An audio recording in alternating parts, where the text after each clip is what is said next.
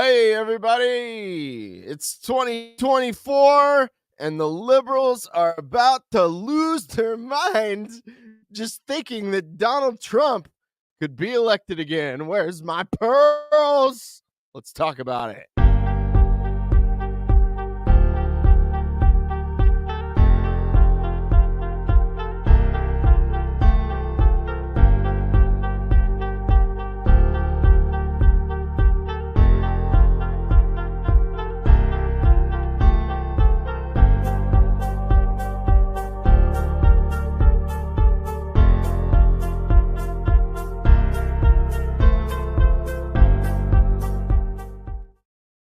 All right, everybody. So this video has been out for a while, but let's see. It came out 12 days ago. But from the moment I saw it, I was like, oh my God. I got to talk about that one. And I couldn't believe it. I couldn't believe it when I saw it. I was like, is that for real? Are they really going to go this crazy? Because I remember, I think it was in 2016 when when Hillary lost, Trump won, and they started rolling out Russia stuff. Russiagate. I remember when it first started, I could not believe that it was real. I remember being like, no one is going to believe this. No one is going to believe this. The Cold War was, I think I was 2 years old when that was over. And they just started in. They started right back in like it had never ended. Donald Trump is an agent of Moscow. He's a Putin puppet. Poopin'. He hacked the election. Poopin' did. He did it. There's no way our beloved Hillary could have lost. There's no way. It's impossible. I remember all that going on. I was a big Bernie bro at the time, and it was so clear. I was so unbelievably pissed at the Democratic Party, at Debbie Wasserman Schultz, at Hillary Clinton, just all those lying sacks of you know what.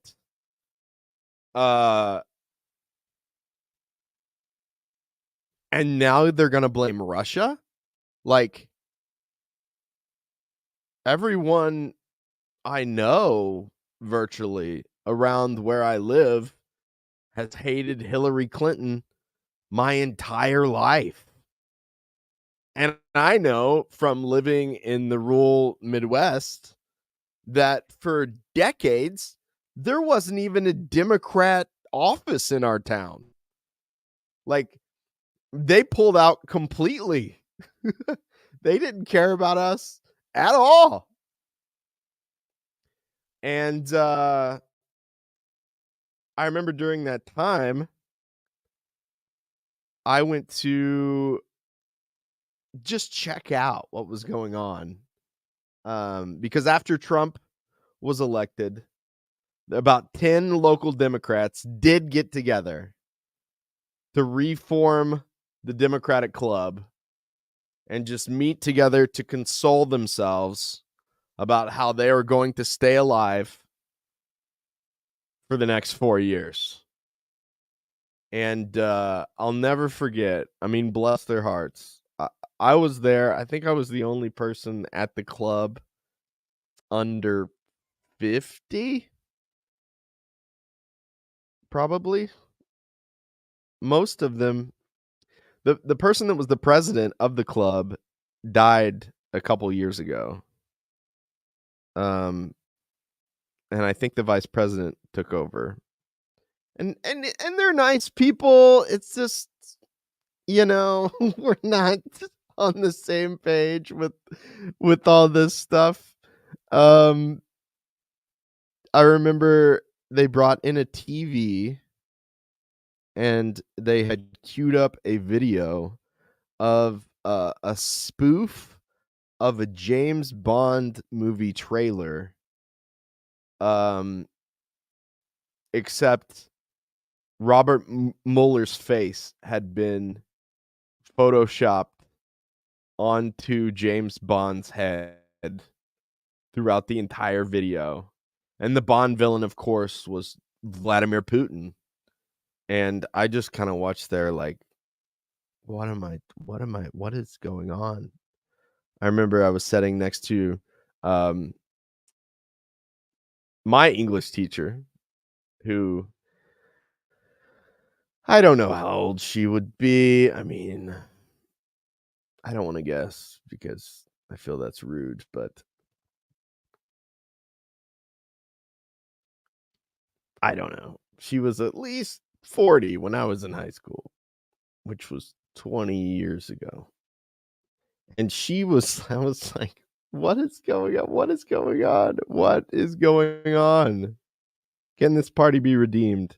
The answer was no, it cannot be redeemed. But I remember her saying that we need to make the Democratic Party, we need to bring back revolutionary chic, like Angela Davis type stuff, And they have not been doing a good job of that. They might have got Taylor Swift to become an asset, but making it cool anymore, not so much. So I'm going to play this video. It's only 7 minutes. And I'm going to stop it a lot because it is from ABC News. And I am certain that those people will not be kind to me playing this video for any length of time. So after I let it roll about 30 seconds, I'm going to stop and talk about it. That's not how I want to do it, people. That's not how I want to do it. Whenever I watch Jimmy Dore do this, or Kyle Kalinske do this, I'm always like, just let it play. Let the clip play, man. And then talk about it. But then, now granted, I did let my video play a very long time. I think if it's like a movie, then they smack you down after like a minute of playing it. So you shouldn't play movies at all. That's a stupid idea. News clips, I think you can get away with it. The time I got in trouble, I am going to work with the media, Daniel Thomas. Thank you, sir. Glad to have you back. Yeah, we'll play with it, see what happens. The time I got in a lot of trouble, I mean, I had played it a lot. I think it was like a TED Talk. I had read 2 hours of a Xi Jinping like New Year's speech. And then at the end of the 2 hours I read, I wanted to play this video about, let's see what it's called. 2 systems. It was kind of like, no, it's not even coming up. There it is. Eric G. A Tale of Two Systems. Here, I'll show you what video it was. There it is. It was this video. Eric G. Lee, A Tale of Two Systems. That video is 20 minutes long. And that was going to be the cap to show the difference between China and America. And I got like 15 minutes in. I don't know if it was because it was a TED Talk or if because I played it for 15 minutes. But they deleted my whole stream and gave me a strike for fraud. And I was like, okay, well, got to be real careful when you show other people's videos. But this one's a commentary. That's what I want to do. So let's switch over here. And this is it. This popped up. It was like on the top news feed when I opened my YouTube page. had this lady on it, and the title, here it is. Second Trump term would be the end of American democracy as we know it. But it wasn't right there. Like it was like when you open your YouTube and it shows you like the top news. It was like right here. Right here. Top news. Feed me the slop. It wants me to watch it. Look at Young Turks. That's what you sell your soul. You go to the top news. That's what happens. Still no one watches. But anyway, here it is. I did CBS Trump democracy, and it gave me this. The second Trump term would be the end of American democracy as we know it. This is it. This is it. It reminds me of Rushgate, man. They're going to go crazy with this one. If he wins, it's over. That's the end of America if he wins. All right, here we go. Let's do it. 3 women who served in Trump's White House. Go back to the beginning. All right, here we go. This will definitely be demonetized because I'm playing this major news clip. I don't know why it works like that. 1 minute? Yeah, let's do that. We'll play it. We'll play it 1 minute and then we'll talk about it. All right, so here we go. 1, 2, 3. You are promising America tonight you would never abuse power as retribution against anybody. Except for day one. Except for? He's going to prison. Except for day one. Meaning? I want to close the border and I want to drill. That's not retribution. I'm gonna be, you know, he keeps, I love this guy. He says, you're not gonna be a dictator, are you? I said, no, other than day one. That was former President Trump. Now I love this. Trump is just trolling these people. He's just totally trolling these people. But they're going to act like, oh my God. Oh my God. Sweet Lord. Oh no. He said it. He just said it. Trump is going to be a dictator. He's going to be a dictator. Pearl. My wife actually gave me some pearls as a prop. And I forgot to bring them down here because I usually make up these ideas like 5 minutes before I hit the button. But oh my goodness.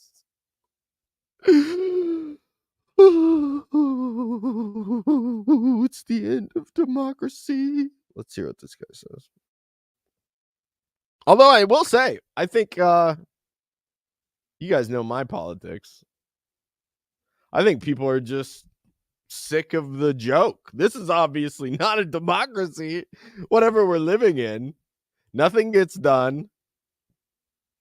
You know, the Marxist-Leninist view is you want a dictatorship of the proletariat. You want a dictatorship of the working class. You are already living in a dictatorship. You're living in a dictatorship of the bourgeoisie or a dictatorship of the capitalist class. That's what you're living in. You're living in a democracy for capitalists, a democracy for rich people.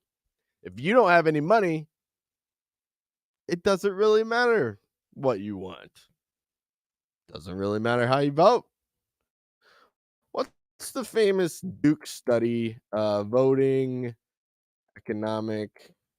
What is it? Let's see here. It'll come up. I have a printout of it in my classroom, and I just point at it sometimes.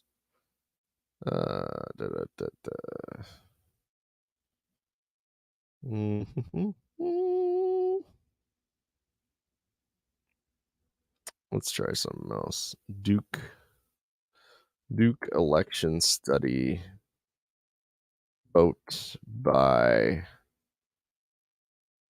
That sounds good.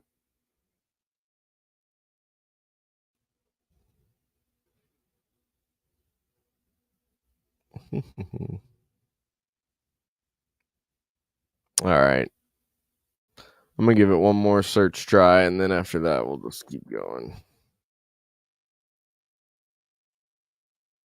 Duke political science study. Vote doesn't matter.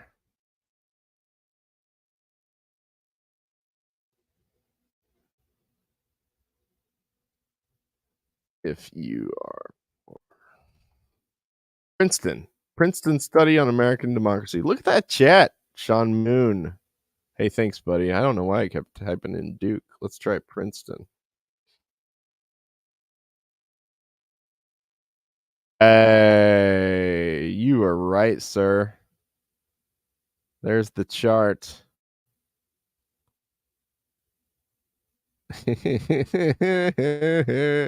It's such a good chart, man. That is such a good chart. See if this thing will load. All right. There it is. All right. So here's the here's if you are low income and you vote for something, here's your chance of it changing things. If 100% of the people vote for something, that's the chance that it will change. No chance of it changing. But if you make a lot of money, yes, sir, you said it, Sean Moon. There you go. That's it. Princeton study on American. Yeah, it's representative. It's representative for the people that got a whole bunch of money. Absolutely. This isn't the chart I use. This chart's even better. I like it though because it's color. It's nice. This is the one that I always did. Was it's got them both on there. It's called Average Citizens Preferences. There it is. Average Citizens Preferences. There you go. If 100%, it does go up like a few percentage points, maybe 2%, but it's pretty much nothing. Yes, sir. We've got those average people where we want them. But if you're an economic elite, there's the other chart. There's that one. If you're an economic elite, it goes straight up. Just like you said, Sean, it is a dictatorship of the bourgeoisie. If you don't know what the bourgeoisie is, it's the people that own stuff. Like George Carlin said, it's a big club and you ain't in it. This country's been bought and paid for long ago. And you didn't pay for it. Study. Politicians listen to rich people, not you. There you go. It's true. We all know it. And that's why in this country, I think it's good most Americans hate the government. They don't vote. They know in their gut. If they voted, if their votes looked like this, if they could feel that the more they voted, the more things changed, they would all vote. We would all vote. But we know that's not what goes on. Our vote looks like this other one. This one. That's our vote. If it looked like that, yeah, we'd all go vote. And that's the point. I love that communists figured this out. The more I started reading it, the more I was like, oh, that's why they never wanted me to look at any of this stuff. Because they have figured all this out long ago. That this is what a dictatorship of the bourgeoisie looks like. It looks like that. Your vote looks like that. The idea is to have a dictatorship of the proletariat so that rich people's vote looks like this. And your vote looks like this. The state is a tool by which one class puts the other class in its place. Yes, I've read Democracy for the Few, my man. It's an awesome textbook. I think I listened to it in voice stream as I walked around the lake. I got about halfway through. Got a lot of good quotes out of there. There's some crazy things, like letters from founding fathers that they're calculating how much a slave will cost. I think it was like, I don't know if it was John Adams or who it was, somebody like that. But he's like, it cost me $260. Interesting. Anyway, let's go back to the video. Here we go. Let's see what he has to say about our beautiful American democracy that's about to be taken from us. We gotta prevent Trump. Trump saying he'll be a dictator on day one of his second term. There's more of my conversation with 3 women who served in Trump's White House. What would it mean in your mind if Donald Trump became president again? What would a second Trump term look like? Fundamentally, a second Trump term could mean the end of American democracy as we know it. And I don't say that lightly. We all witnessed him trying to steal a democratic election before and going to historic and unconstitutional lengths to do so. And that just shows that he's willing to basically break every barrier to get into power and to stay into power. But also, I'm very concerned about what the term would actually look like. We don't need to spend. Did he really break every barrier? I don't remember. I mean, I was which one was it? The one with the debate with Glenn Greenwald and Destiny, and they were like, was January 6th the coup? And they were pretty much like, it can only be a coup. It's not a coup unless you call in the military and you start locking people up. That's a coup. Like getting creative with your legal theory, that's not a coup. That's how smart people work. That's how you're supposed to use the law. I mean, come on. What in the world? He did everything. We all know. I love how they say that too. We all know.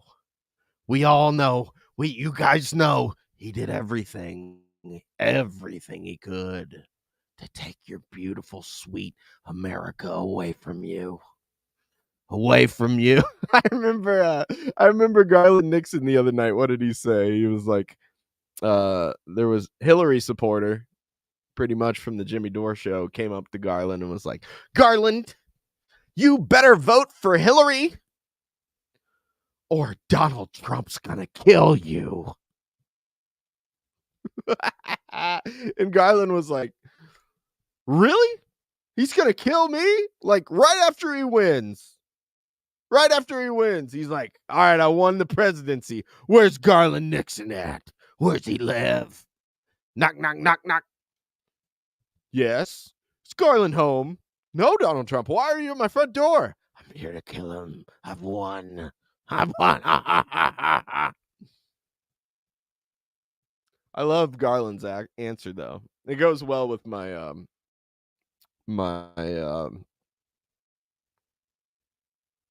Gonzalo Lira memorial stream. He told the lady, he goes, well, I'm not motivated by the fear of death. So what else you got? What else you got? I love that answer. I feel that in life, when you just accept up front that one day you're going to die, and if you try to tell the truth in life, every single person's going to dig up everything you've ever done, and if they can't find anything, they'll make up some things. And they may pay 50 pieces of silver to nail you to a piece of wood. But hey, it's worth it, man. All my heroes went out that way. And if I'm lucky enough to go out that way, awesome. What a way to go.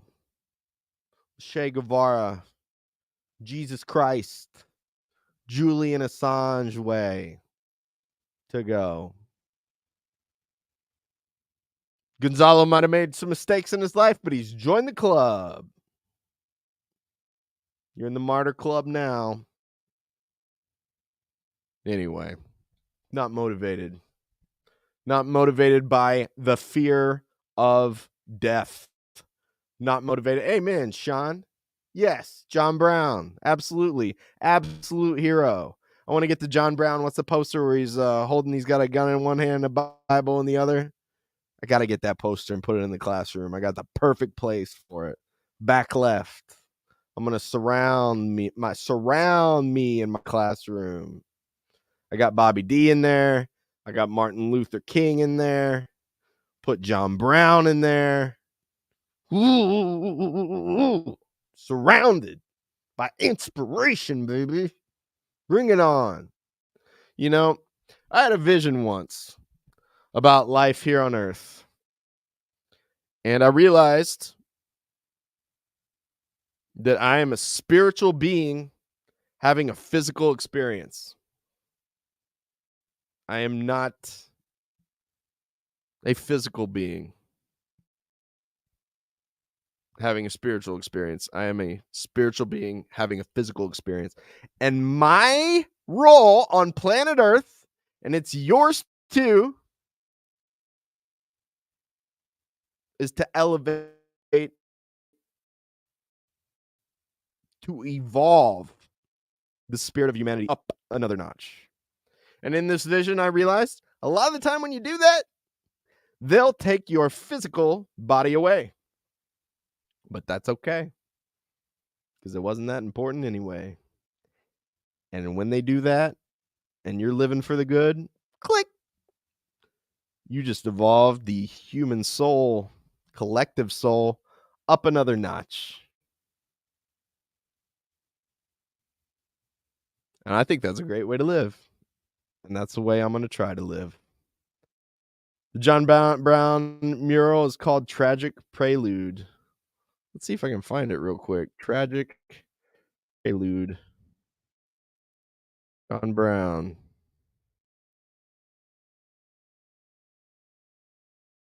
Oh, sure enough. Sure enough. There it is, Gannon. Sick, isn't it?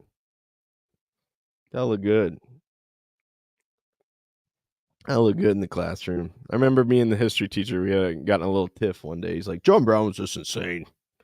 I was like, no, man. He's crazy like a fox. Crazy like Jesus Christ. Great poster. Got to get it. All right, let's get back to Trumpy Bear here.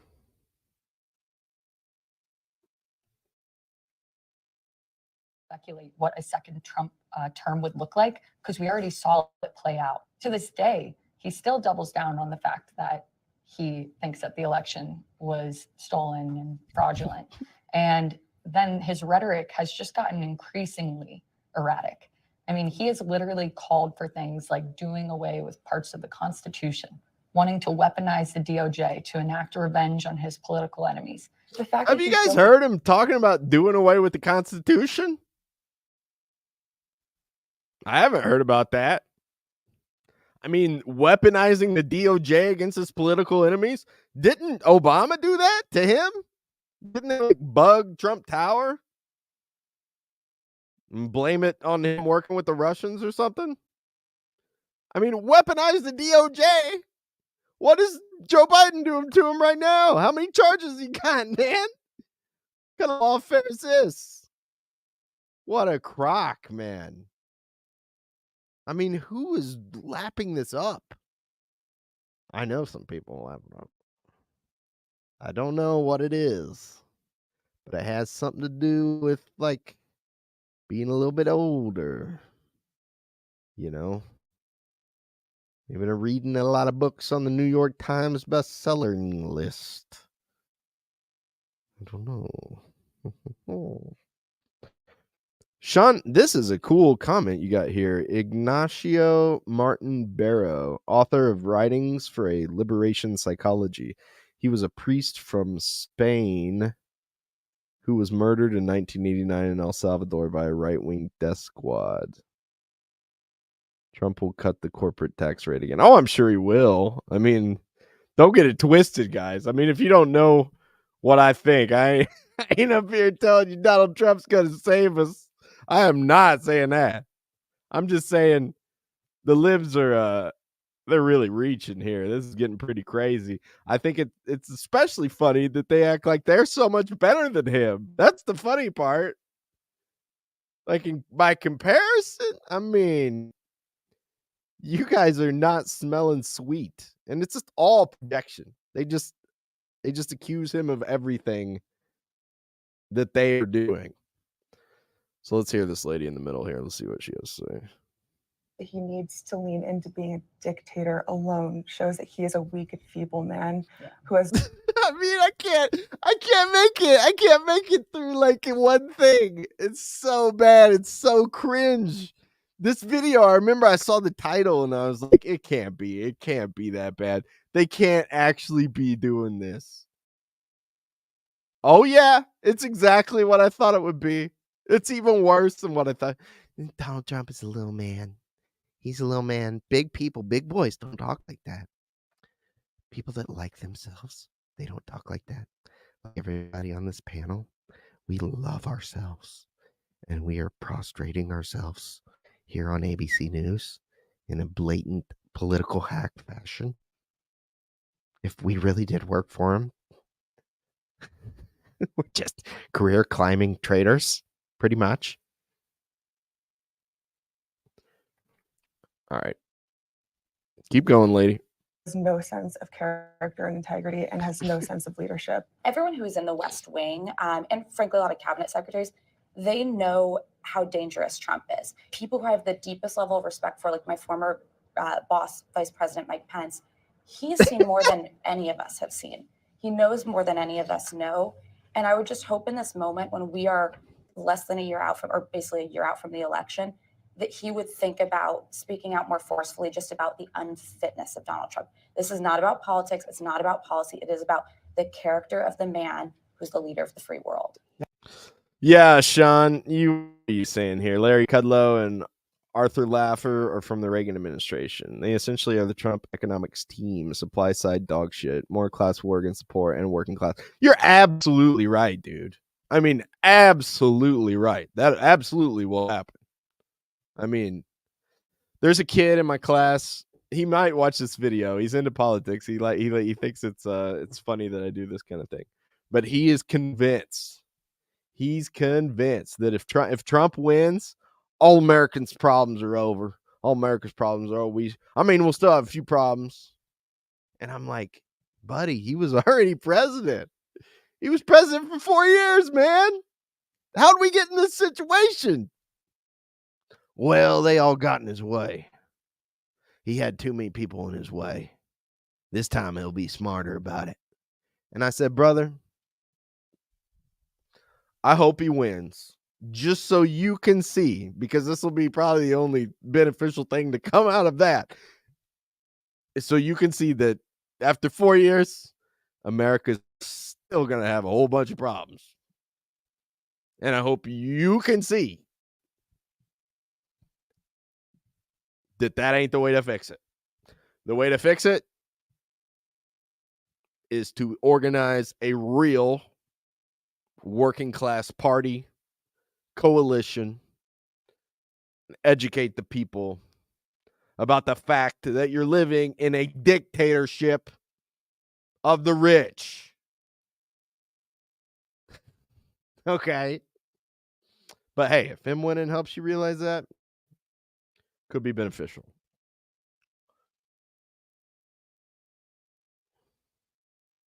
Yeah, even now, even 3 years later, almost,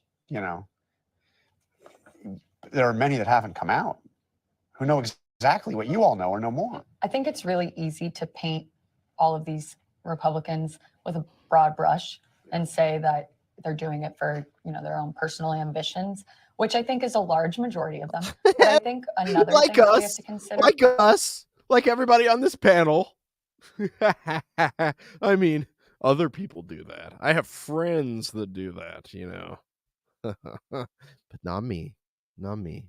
It's important to remember there's good Republicans out there, especially in power, like us. Just not Donald Trump. We need to get a good person in there, like Nikki Haley. A good person that will kill Palestinian children in a way in which suburban soccer moms feel good about it, and it doesn't mess up their wine Zanzibar high, because Orange Man, we got a Cheeto in the White House. Susan, there's a Cheeto in the White House. Why couldn't Nikki Haley be in the White House?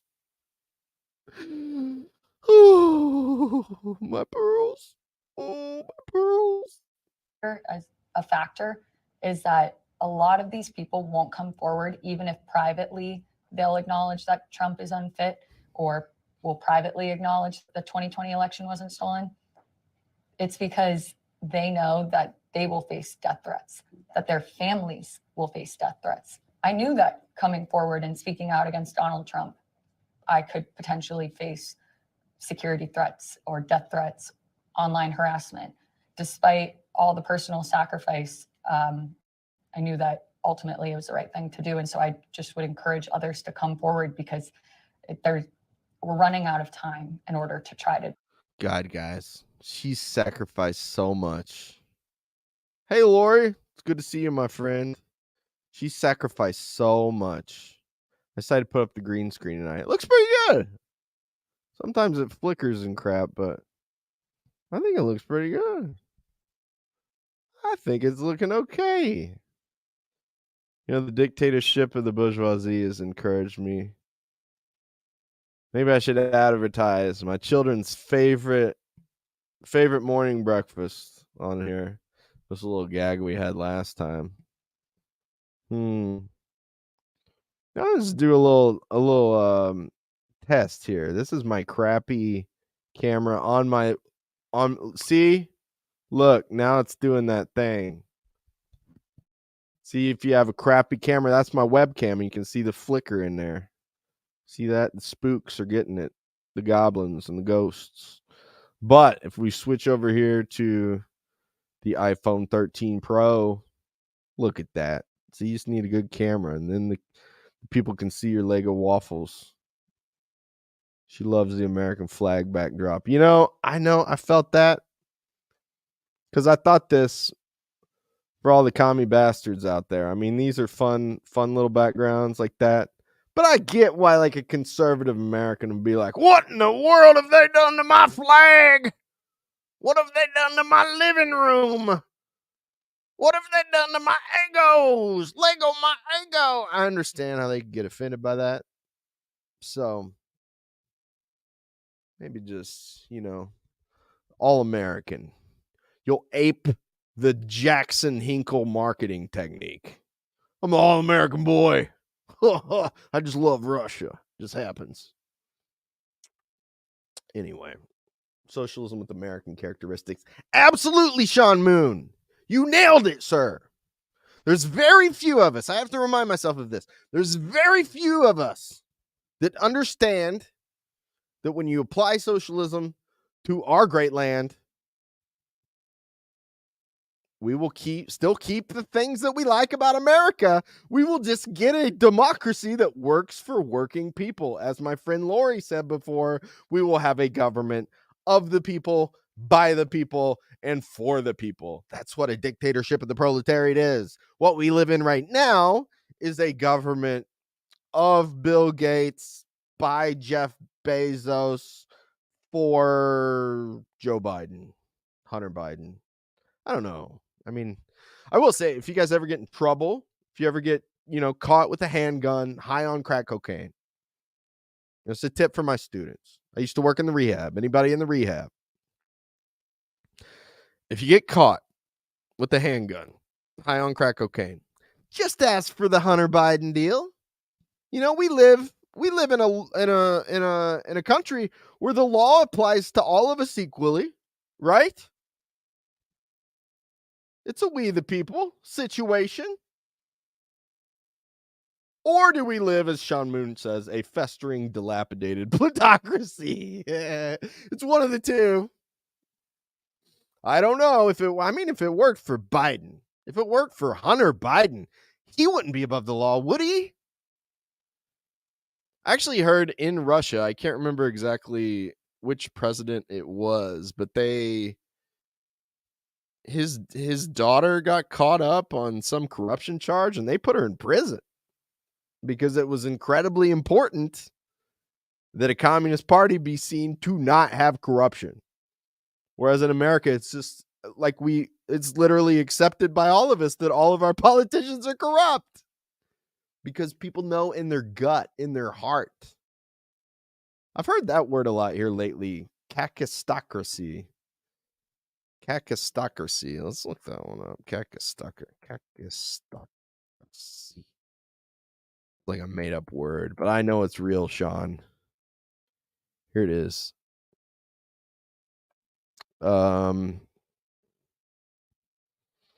Kakistocracy is a government run by the worst, least qualified, or most unscrupulous citizens.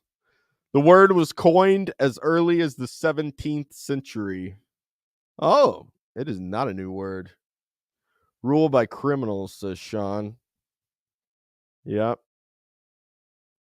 The word was coined as early as the 17th century. Peter Bowler has noted in his book that there is no word for the government run by the best citizens, and that the aristarchy may be the right term, but still, it could conceivably be a kakistocracy disguised as an aristocracy. That's definitely something to read. 2 Greek words. What's kakistos? What's that mean? Worst. Kratos means rule by the worst. A kakistocracy. Yeah, that looks like a fun one. What's a kleptocracy? Thievocracy is a government whose corrupt leaders use political power to expropriate the wealth of the people and land they govern, typically by embezzling or misappropriating government funds at the expense of the wider population. You know what that makes me reminds me of is let's see if we can find that.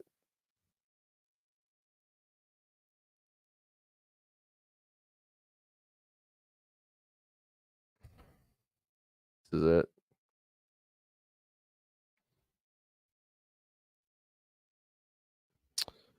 It reminded me of it. Because the goal is not to completely subjugate Afghanistan.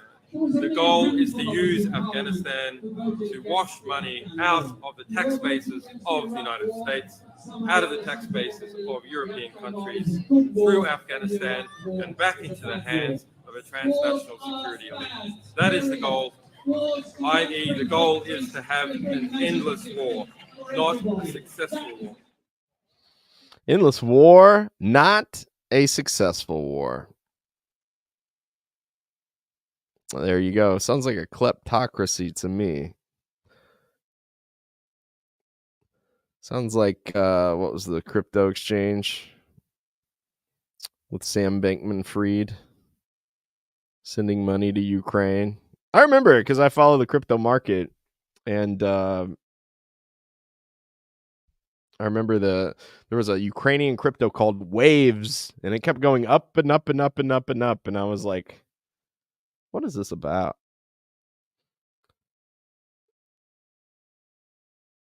Yeah, I agree, Sherry. Now that I'm a parent, I mean, things bother me. I was reading about, I think it was Oceanside Beach. It's like a town in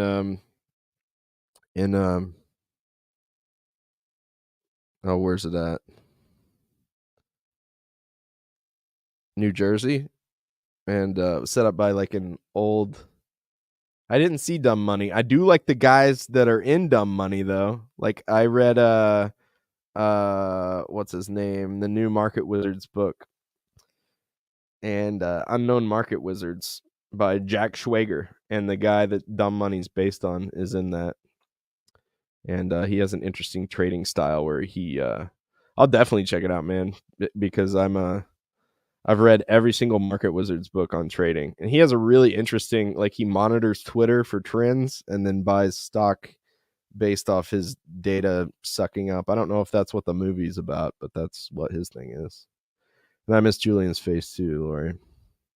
Absolutely. Anyway, yeah, Garland is great. I've shamelessly stole his 30-second intro. It's just right there. I can't help it. It's right there. And it's a great way, because on my videos, most people drop out in the first 30 seconds, and they say if you can get like over the hurdle of 30 seconds, YouTube will be way kinder to you in the algorithm. So it's smart. Little tricksy, but yeah, that'd be a good one, man. Is that, what's that guy's name? The guy that did Liar's Poker. Is that the guy that did The Big Short? Michael something? Slipping my mind right now. I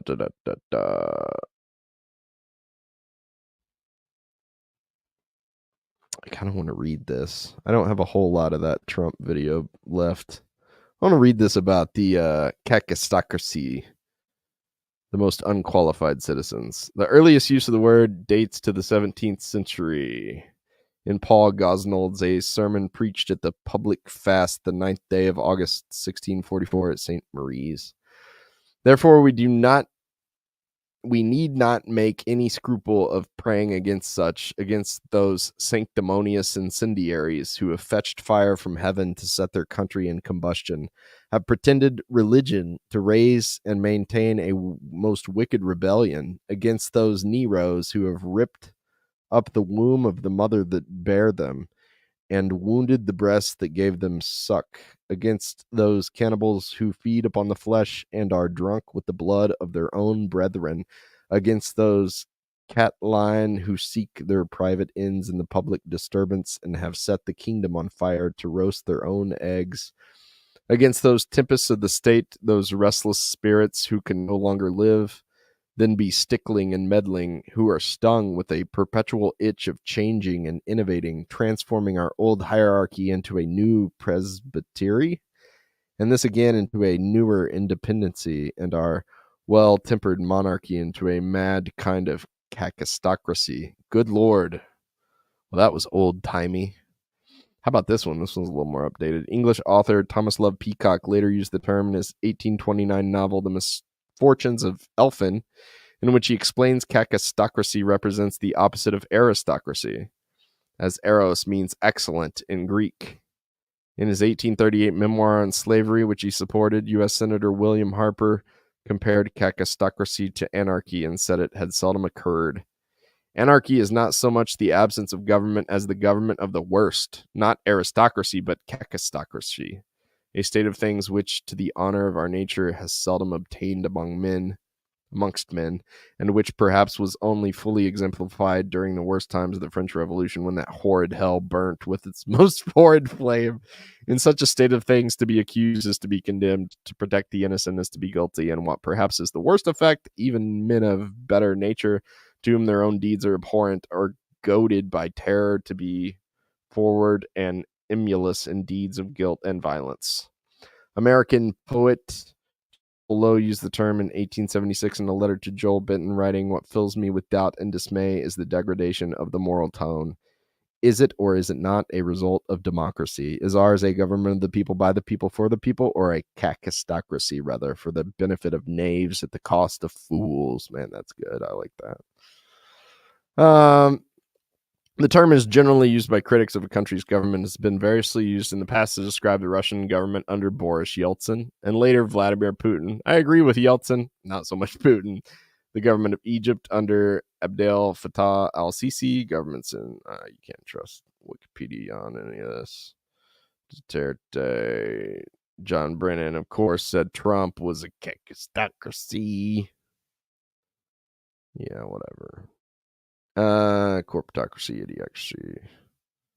Aversion to the success of one's subordinates. Negative selection. That's very common.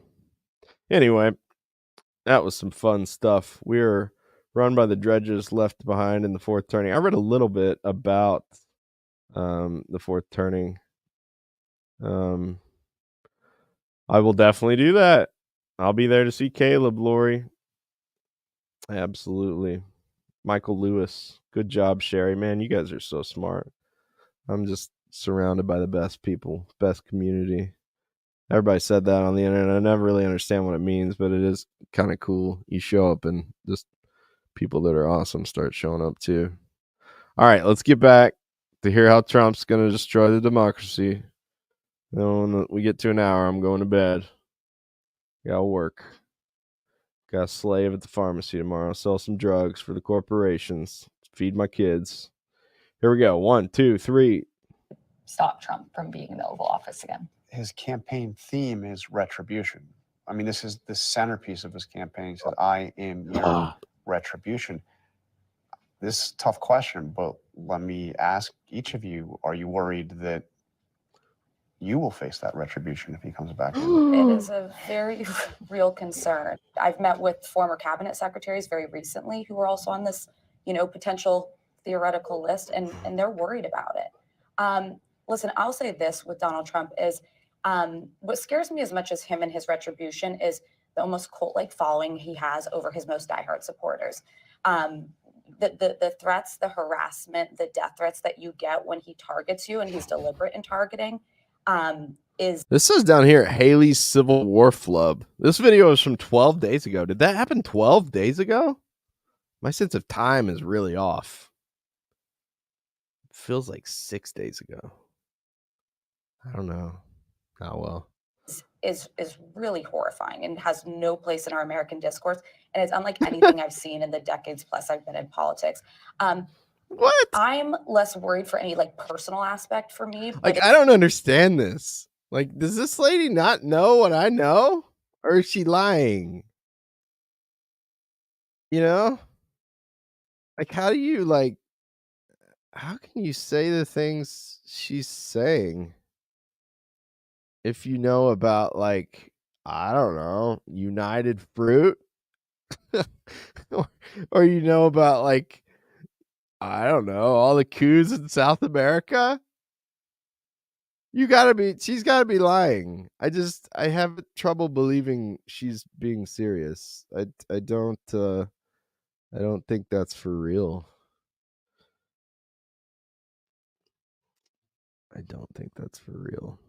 There's the one I was looking for. I always love it in class when I get an exchange student from South America. I'm like, is this all true? And they're like, oh, yeah, that's definitely true. I was like, oh, well, I thought it was. But no Americans know about it. So,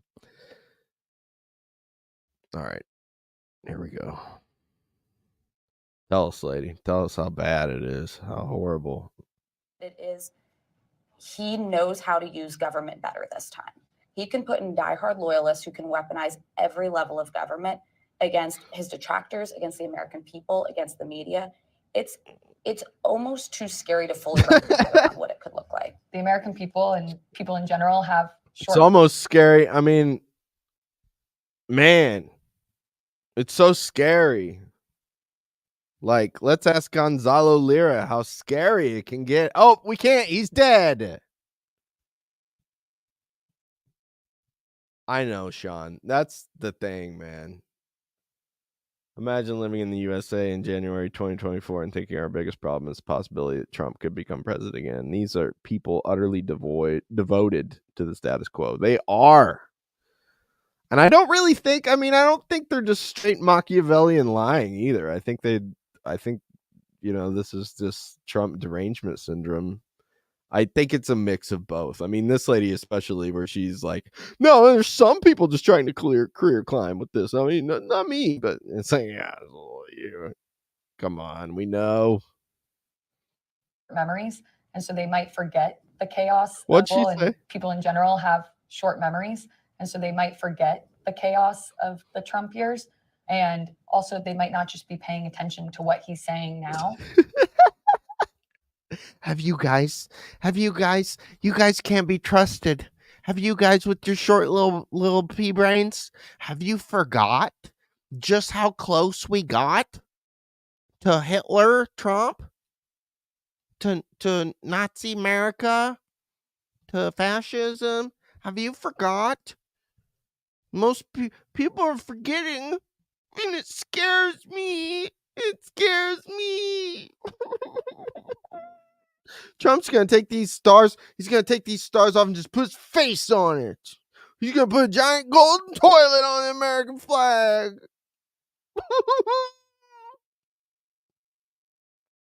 It'd be an interesting flag. And the threat to democracy that exists. And so it does really concern me if he makes it to a general that he could win. And so I'm still hopeful that we can defeat him in the primary, but we're running out of time. Our singular focus needs to be, if he is the nominee, on making sure that he is not elected the president again next November. Even if that means electing a Democrat. It's really disappointing because I look at these options and I'm upset with them. But at the end of the day, I trust one person with our government and democracy than I do the other. And so I've never voted for a Democrat in my life, but I think that in this next election, I would put policy aside and choose democracy. Right now, there's a large portion of. Yeah. You know, we need to choose that Joe Biden democracy. It's really important. It's really important to make sure you guys suck it up, even if you're a Republican and you vote for Joe Biden, so we don't get the golden toilet on the flag. The population that's not recognizing their mistakes, that's not working to continue to better our country. And right now we're completely splitting down the middle. On one side, that's the truth, and that is reality.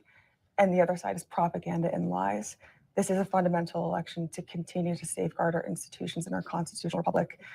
But if we crumble as a nation, we're setting the example for generations to come, not only in the United States, but on the global stage, that democracy is an experiment and it's not guaranteed. We're extremely fragile as a country.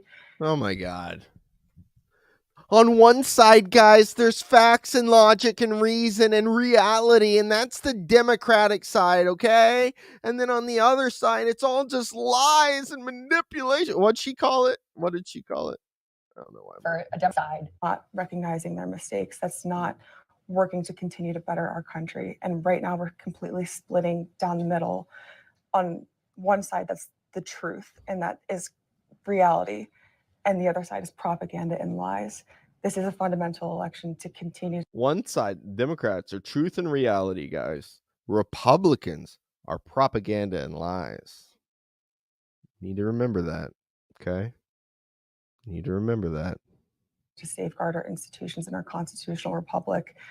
But if we crumble as a nation, we're setting the example for generations to come, not only in the United States, but on the global stage, that democracy is an experiment and it's not guaranteed. We're extremely fragile as a country, and so is the democratic experiment.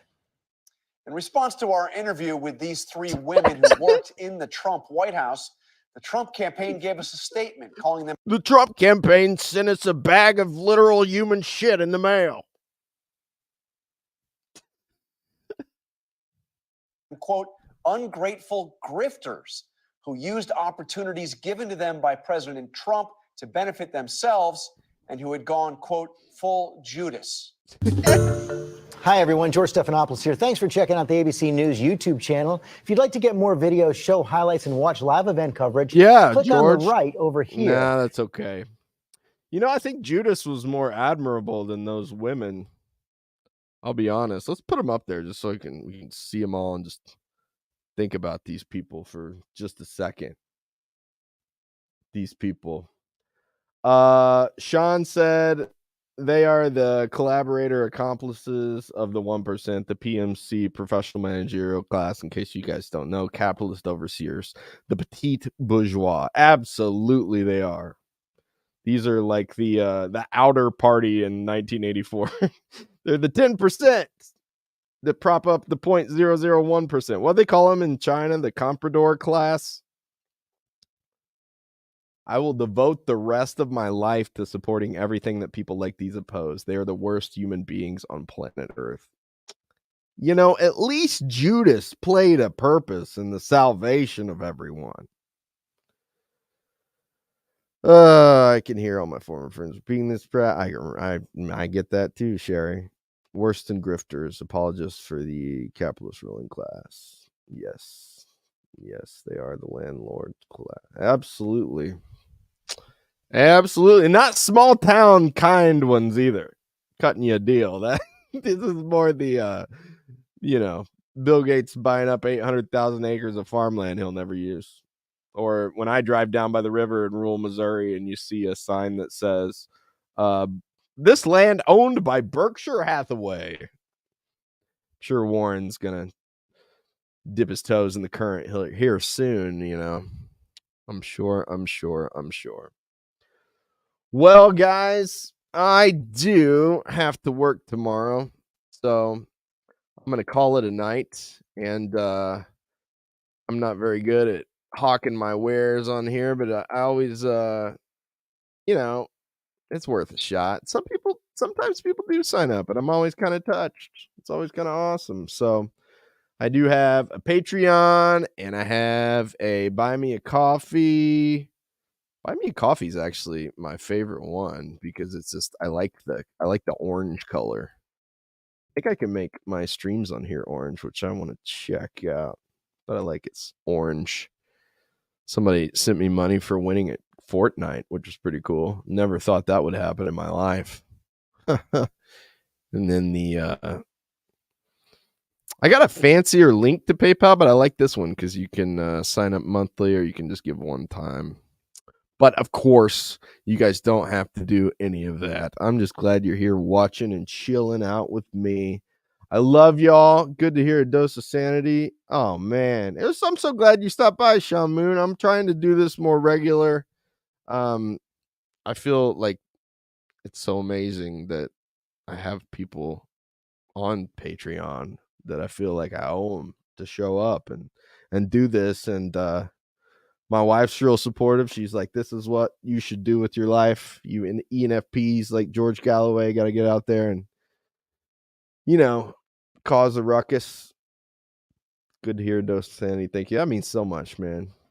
That means so much. Yeah, absolutely. Sherry, I'm with you on that. Lori, I'm so glad you stopped by. I love all you guys, and I'll see you next time. I do political streams. I'm caught up now. I'm doing one stream a day. I got to do some makeup streams. I'm like learning different software, but I'm caught up on my political streams now. And my Marxist Mondays, Material Mondays, caught up on those with the CPI readings. So glad you guys all stopped by, and see you next time. God bless. Enjoy your weekend. Everybody stay safe in case you got any slick roads out there. All right. Have a great one, everybody. I love you. Peace. Peace, love, no war, anti-imperialism. Yemen, stay safe, baby. Palestine, stay safe, baby. Go South Africa. Whoop, whoop.